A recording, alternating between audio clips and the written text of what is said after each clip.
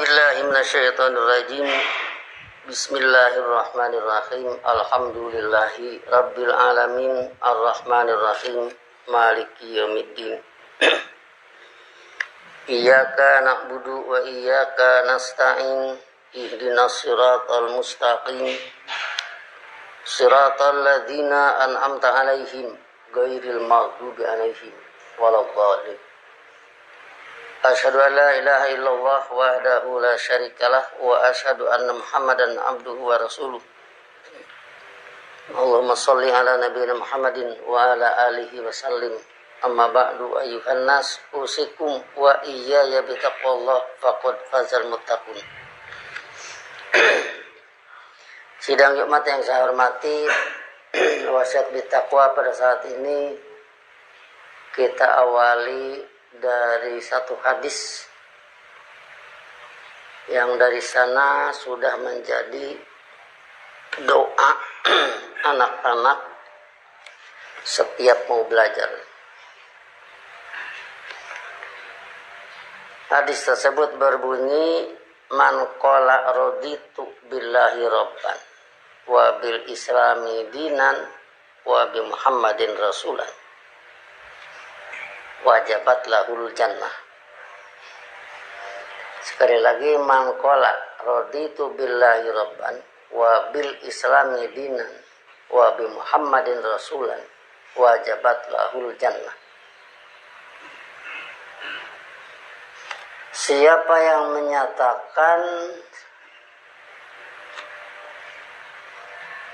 radiya yardo, ada dua kalau dalam Quran, radhiyallahu anhu maradu anhu, berarti radiya yardo pakai an idiomatiknya. Kalau dalam hadis ini radiya pakai bi. Dalam kamus yang kita temukan, kalau radiya pakai an berarti senang, suka atau rela. Kata rela kita buang oleh karena rela itu ridho-ridho juga sebenarnya. Ridho, nah, suara dod ini harusnya ridho berubah jadi rela. Jadi kalau rodiya diartikan rela, yaitu itu juga, bukan kamus namanya. Tapi kalau rodiya an itu diartikan senang atau suka, nah itu kamus. Jadi orang Indonesia bisa paham bahwa radhiyallahu anhum maradu anhu pada surat Bayyinah itu adalah Allah senang pada mereka, sebaliknya mereka pun senang pada Allah. Allah senang kepada mereka itu para mukmin karena mau diatur oleh Allah. Sebaliknya mereka pun senang juga dengan kebijakan Allah. Kalau dalam hadis ini, man qala raditu billahi robban, jadi kamusnya rodiya bi. Rodiya bi kalau di dalam kamus Munawir sama dengan qobila. Qobila menerima. Jadi sama dengan qabil tu nikahaha kalau di dalam akad nikah. Aku menerima nikahnya. Jadi sama dengan itu. Jadi rodiya bi sama dengan menerima atau menyetujui. Maka man qala, siapa yang menyatakan raditu billahi rabban, aku setuju Allah jadi pembimbing. Begitu mengartikannya. Aku setuju Allah jadi pengatur. Waktu sudah kita telusuri, Rabbaya Rubu Rabban itu banyak arti. Aku setuju Allah menjadi pembuat kebijakan. Wabil islami dinan, aku setuju, diulang lagi ya. aku setuju Islam menjadi regulasi, Islam menjadi tadbir, menjadi pengaturan dalam hidup. Yang ketiga, wa bi Muhammadin rasulan. Ada yang rasulan wa nabiyan, ada, tapi kita ambil satu redaksi saja. Dan setuju Muhammad menjadi patron kehidupan. Oh, kalimat keterangannya wajabat lahul jannah. Wajib padanya kehidupan jannah. Harus jadi jannah bagi yang demikian.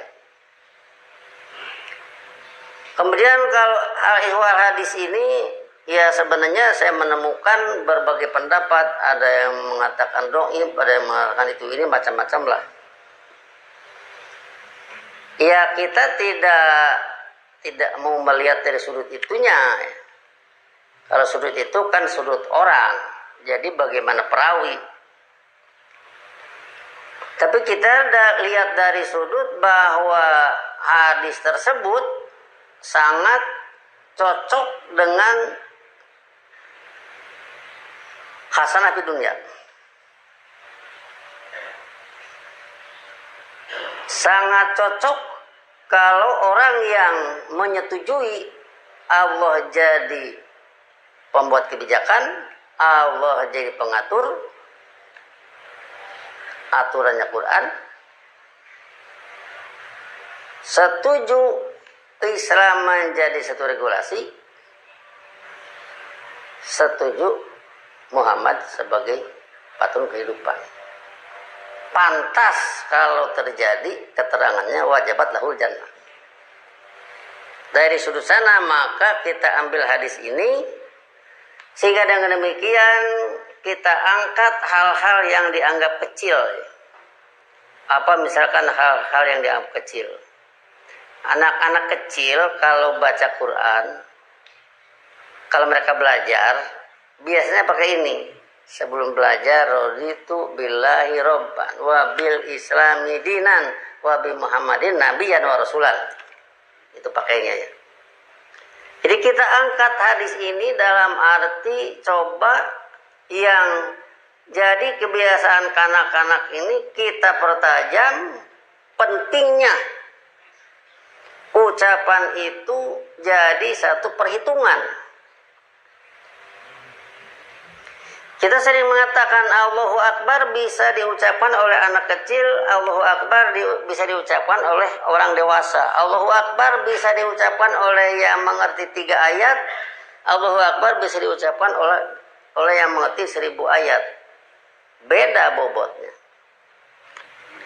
Maka dari itu hal-hal kecil ini jangan menjadi remeh, jangan menjadi masalah kecil, tapi kita besarkan dalam kaitan dengan wajabat lahul jannah. Jannah itu hasanah fid dunya, hasanah fil akhirah.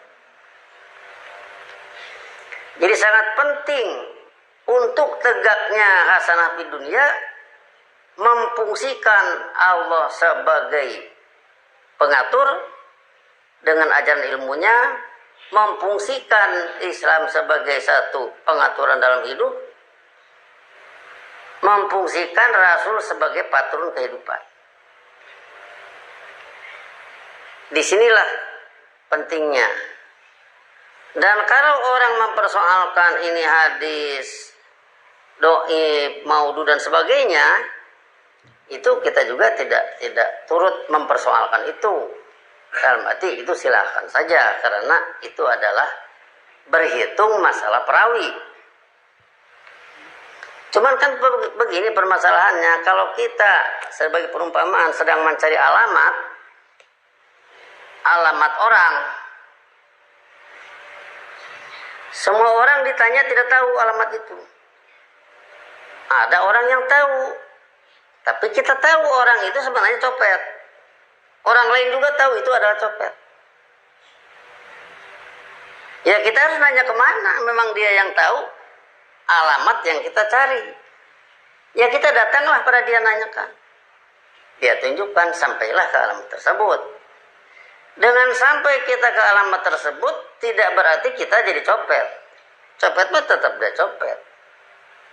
Tapi dialah yang tahu alamat. Cuman mungkin sedikit berabehnya karena kita harus mendatangi copet, orang lain menilai. Nah, bisa begitu kan? Itu bahayanya. Tetapi ya bagaimana lagi? Dengan demikian karena hadis ini bisa dipakai untuk jadi pegangan dalam arti tegaknya hasanah di dunia itu harus memfungsikan Allah sebagai pengatur, memfungsikan Islam sebagai regulasi, memfungsikan Muhammad sebagai patron kehidupan. Sehingga wajabat lahul jannah. Kemudian kalau kita lihat dari sudut ayat Quran, raditu billahi robban wa huwa rabbu kulli syai'in. Allah itu pembimbing segala sesuatu. Jadi pantas harus diterima, harus disetujui. Kemudian wabil islami dinan kita angkat misalkan surat Ali Imran ayat 19, inna dina indallahil Islam. Sesungguhnya tatanan kehidupan yang diakui menurut ajaran Allah adalah Islam. Jadi pantas kalau ada wabil islami dinan sama dengan raditu bil islami dinan. Kemudian kalau raditu bi Muhammadin rasulan itu sangat gampang. Sebab dalam syahadat pun ada bunyi asyhadu alla ilaha illallah wa asyhadu anna muhammadar rasulullah. Dengan demikian maka hal-hal kecil ini coba terus viralkan, kita pertajam, kita beri bobot ucapan itu sehingga anak yang mau belajar dengan diawali doa itu orang dewasa mengerti persoalan.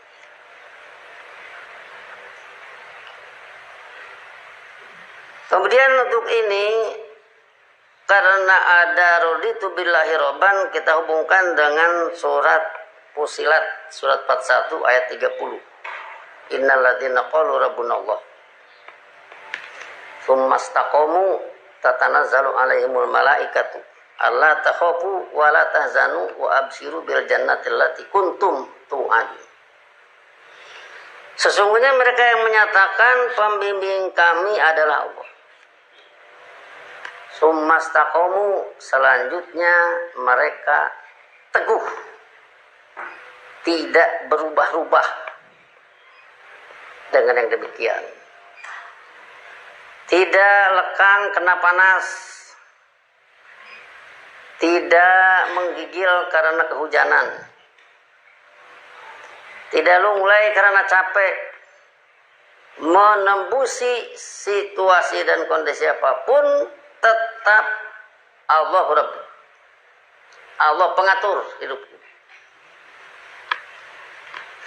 Innal ladzina qalu rabbuna Allah tsumma istaqamu tatanazzalu alaihimul malaikatu. Tatanazzalu alaihimul malaikatu menjadi keterangan dari pokok kalimat yang pakai isi mausul. Innal ladzina qalu rabbuna Allah tsumma istaqamu, berhenti di sana. Jumlah silahnya, keterangannya tatanazzalu alaihimul malaikatu. Orang yang menyatakan pembimbing kami adalah Allah selanjutnya bersiteguh dengan yang demikian. Tatanazzalu alaihimul malaikatu, malaikat turun terus menerus atas mereka atau malaikat senantiasa turun atas mereka.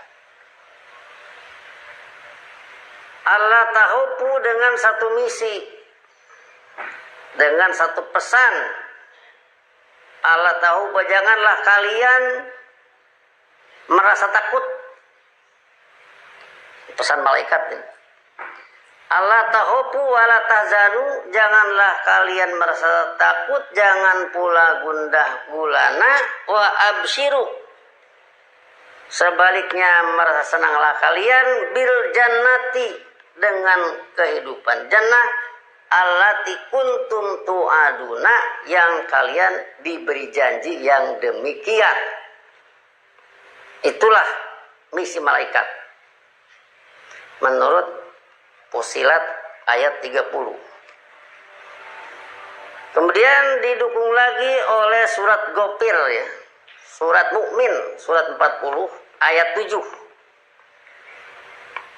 8, 9. Alladzina yahmiluna al-arsya wa man haulahu. Yang mengusung aras itu adalah malaikat. Yusabbihuna bihamdi rabbihim wa yu'minuna bihi wa yastaghfiruna lilladzina amanu. Malaikat itu yastaghfiru, mohon islah bagi mereka yang beriman. Rabbana wasita kulla syai'in ilman faghfir lilladzina tabu wa taba'u sabilaka wa qihim adzabal jahim. Minta atau malaikat berdoa, jagalah mereka dari azab kehidupan. Wa qihimus sayyi'at, jagalah pula mereka dari berbagai kejahatan. Sehingga dengan demikian maka orang yang menyatakan Rabbuna Allah sumastaqomu itu boleh dikatakan di bawah dimensi malaikat. Inilah pentingnya, sehingga dengan demikian kalau sudah berbicara makhluk gaib, jin itu mendimensikan diri sehingga mengganggu orang beriman, malaikat itu mendukung orang beriman. Kalau sudah malaikat turun, malaikat berdimensi, jin pasti kabur. Disinilah pentingnya, disinilah perlunya. Maka dengan demikian dari hadis tersebut yang kita maksud, cobalah hal-hal kecil ini kita beri wawasan, kita beri bobot kalimat-kalimatnya sehingga menjadi sangat penting. Seperti halnya anak-anak sebelum baca Quran selalu menyatakan a'udzubillahi minasyaitonir rajim. Ini gampang kita mensosialisasikan. Kenapa gampang? Ini sudah nyebar. Semua sudah begitu. Tinggal memberi bobot. A'udzu, aku berlindung, aku melindungi diri. Billahi, diberi bobot dengan ajaran Allah. Dengan kebijakan Allah, minasyaitonir rajim. Setan itu kita katakan dalam hidup ini ada dua dakwah, ada dakwah Allah yad'u ila jannati wal maghfirati bi'idnihi, ada dakwah setan innama yad'u hizbahu liyakunu min ashabis sa'ir. Jadi harus kita jelaskan minasyaitonir rajim itu, syaitonir rajim berdakwah ke arah kehidupan nar, ke arah kehidupan ba'dukum li ba'din adu. Sehingga meminta perlindungan dengan ajaran Allah ketika mau studi Quran, ketika mau baca Quran, berarti ingin paham kandungan makna kaulan sakila dari Al-Quran yang akan dibaca dengan pernyataan a'udzubillahi minasyaitonir rajim. Nah, jadi hal-hal yang kecil semacam ini kita angkat, kemudian kita beri bobot sehingga menjadi penting adanya. Yang tradisional itu menjadi penting adanya.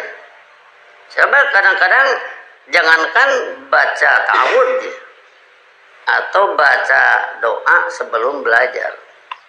Kadang-kadang sholat aja itu kalau sudah jadi tradisi itu sudah beda lagi. Tradisi merasa berutang kalau belum melaksanakan. Sesudah melaksanakan bebas utang. Yang bebas utang bagaimana? Setelah menyatakan iya karena berdua, iya karena sain, dituntut implementasi.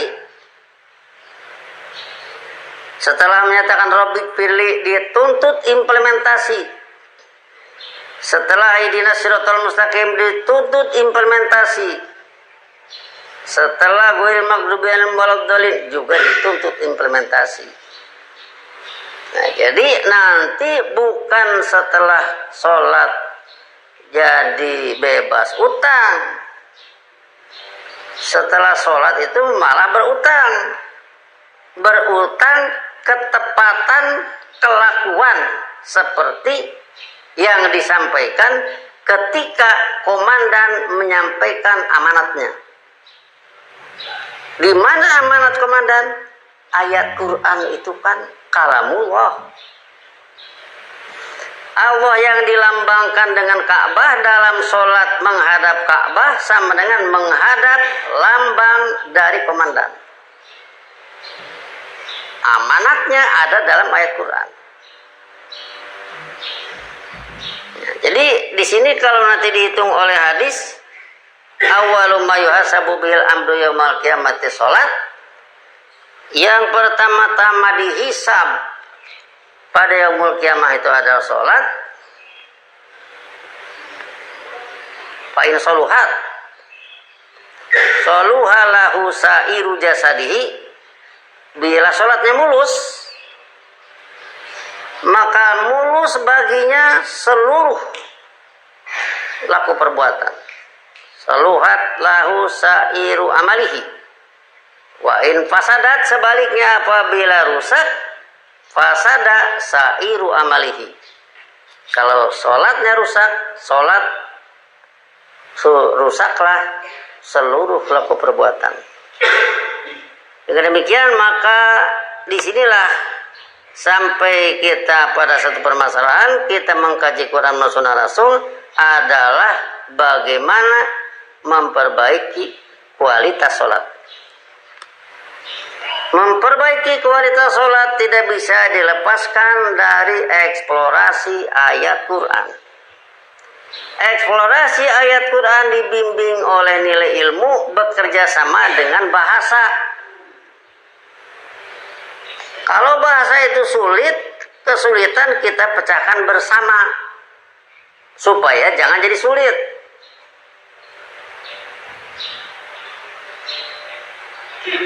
Kalau Quraisy itu berbahasa Quraisy dari kecil, kalau sekarang selain Quraisy, kalau dididik dari kecil masa tidak bisa? Ya sama manusia. Tinggal bagaimana mengurusnya.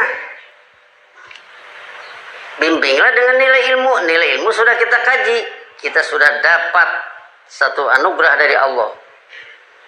Melalui seseorang yang ahli dalam nilai ilmu, sehingga yang paling utama berbicara Allah, fungsi, bukan wujud. Kenapa fungsi bukan wujud? Allah bukan makhluk. Jadi fungsinya. Sehingga misalkan Allah itu wajib ada, mustahil tidak ada. Pengertiannya wajib berfungsi, mustahil tidak berfungsi. Matahari beredar, itu fungsi Allah. Kita sebagai manusia, darah kita beredar, itu fungsi Allah. Allah berfungsi. Sehingga dari sini kita pertajam istilah ada dengan berfungsi. Kalau seorang guru datang ke sekolah, ada Pak Tarno misalnya, itu guru, ada. Ngajar tidak? Tidak. Oh, kalau tidak berfungsi. Ada Pak Tarno, ada. Ngajar, berarti tidak berfungsi. Kalau di dalam kelas ada 30 orang, 20 memperhatikan, 10 main-main. Pak Tarno mengajar. Bagi yang 20 Pak Tarno berfungsi, bagi yang 10 yang main-main Pak Tarno tidak berfungsi. Nah, jadi bagaimana caranya supaya Allah berfungsi pada diri kita? Yaitu dengan raditu billahi robban wa bil islami dinan wa bi Muhammadin rasulan. Pantas wajabat lahul jannah. Bagaimana agar Allah berfungsi? Kajilah Quran. Nah, sehingga dari Allah berfungsi, ujungnya apa? Berfungsi mengizinkan hasanah fi dunya menjelma di permukaan bumi ini. Barakallahu li wa lakum fil Qur'anil azim wa nafa'ani wa iyyakum bima fihi min ayatin wa dzikril hakim wa taqabbala minni wa minkum tilawatahu innahu was-sami'ul alim fastaghfiru innahu wal ghafurur rahim.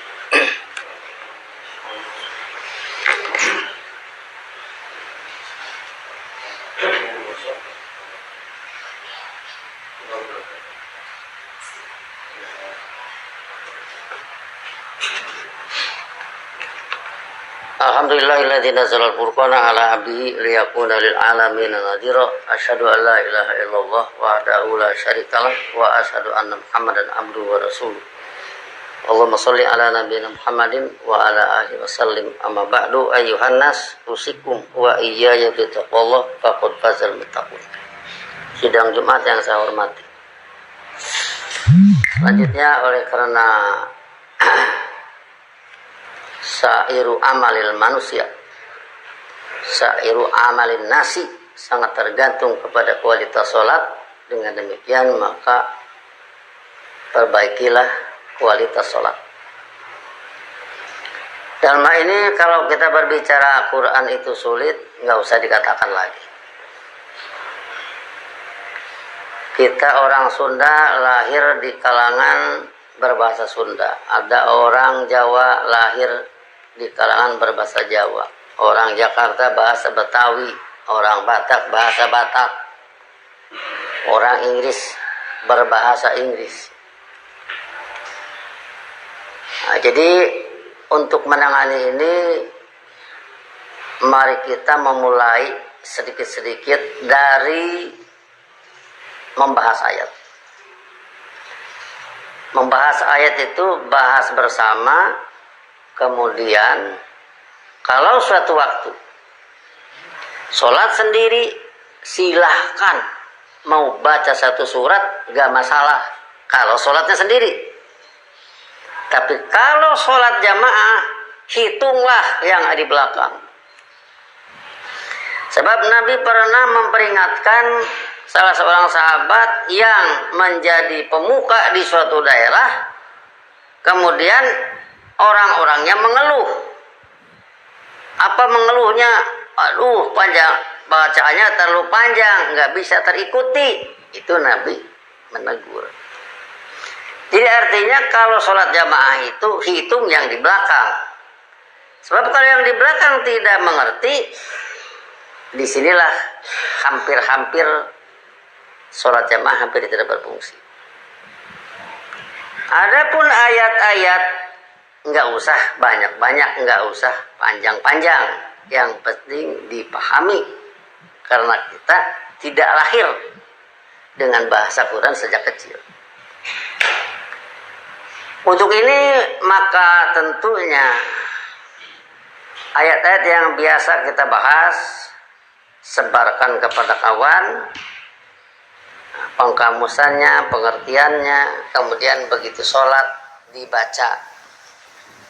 Begitu ada waktu, apakah sebelum sholat, apakah setelah sholat, diurai lagi, diperluas lagi, dan sebagainya. Sehingga dengan demikian, ini mudah-mudahan menjadi satu perubahan pada pola pikir. Tidak hanyut oleh dakwah setan. Dakwah setan di mana-mana merajalela. Dakwah Allah tidak pernah dipopulerkan. Maka dalam sholatlah satu-satunya yang menjadi andalan. Di tempat kita sudah ada musola-musola. Musola-musola inilah yang harus mendukung berfungsi menyampaikan ayat-ayat yang sudah kita bahas bersama. Sebut saja kita permudah kalimatnya, latihan bahasa dan sebagainya, sehingga dengan demikian begitu dibaca oleh imam dimengerti oleh makmum. Tidak ada jalan lain kecuali seperti itu. Kalau nanti datang Ramadan, usahakanlah agak panjang, sebab harus ada keistimewaan kan. Itu namanya juga Ramadan. Tapi begitu sholat, kita usahakan sholatnya masing-masing juga. Silahkan itu, mau panjang, mau lebar dan sebagainya silahkan. Nah, jadi pada kesempatan sholat jamaah usahakan yang bisa ketangkap oleh makmum. Sehingga dengan demikian maka secara sedikit demi sedikit perubahan pola pikir. Berikut dengannya bagaimana saling watawasabil haqi watawasabil sabri di lapangan. Apa implementasi di lapangan, pergaulan sesama kita, kemudian menghadapi berbagai persoalan, bagaimana menangani, misalkan kalau at'amau minju, itu Allah kan, at'amau minju, bagaimana ini supaya Allah berfungsi memberi makan lepas dari kelaparan. Berarti dinul Islamlah yang harus berupaya jangan sampai terjadi kelaparan. Itu di lapangan. Bagaimana caranya? Aturlah itu di lapangan. Bagaimana misalkan praktek khairukum man ta'allama al-Quran wa 'allamahu. Perluaslah kemampuan studi, perluaslah kemampuan mengajar. Sehingga dengan demikian maka bikinlah satu masyarakat yang abadi dalam pendidikan. Kalau orang mengatakan SD, SMP, SMA, perguruan tinggi, itu sangat baik kalau itu tersusun. Nah, kita inginkan usia dari sejak kecil sampai terus, apakah itu sekolah, apakah itu tidak, terus saja dididik. Yang sekolah pun terus diberi nilai-nilai Quran, supaya dengan demikian tidak lepas. Apalagi di masa sekarang. Di masa sekarang sekolah pun boleh dikatakan hampir tidak berfungsi bangunannya. Yang berfungsi sekarang alat komunikasi. Apakah tidak bisa kita membuat alat komunikasi pada masa sekarang ini, misalkan dengan satu pelajaran yang diselenggarakan dari satu tempat bisa didengar di mana-mana? Ya sama aja dengan buka sekolah. Coba ini abadikan untuk memecahkan kesulitan-kesulitan Quran. Ini mudah-mudahan dengan demikian kita senantiasa ada perkembangan dalam perbaikan kualitas sholat. Allahumma sholli ala nabiyina Muhammad wa alihi wasallim. Rabbana la tuzigh qulubana ba'da idh hadaitana wa hab lana min ladunka rahmatan innaka antal wahhab. Rabbana hab lana min azwajina wa dhurriyyatina qurrata a'yun waj'alna lil muttaqina imama. Rabbana innana sami'na munadiyan yunadi lil iman an aminu bi rabbikum fa amanna. Rabbana faghfir lana dzunubana wa kaffir anna sayyi'atina wa tawaffana ma'al abrar. Allahumma inna ala dzikrika wa syukrika wa husni ibadatik.